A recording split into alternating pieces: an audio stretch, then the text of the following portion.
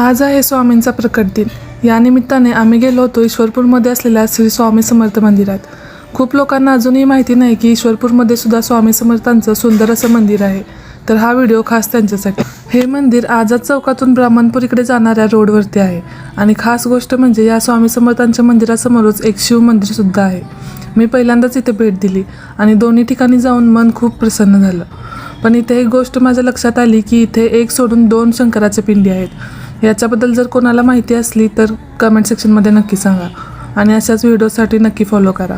भेटूया नेक्स्ट ब्लॉगमध्ये, तोपर्यंत बाय बाय।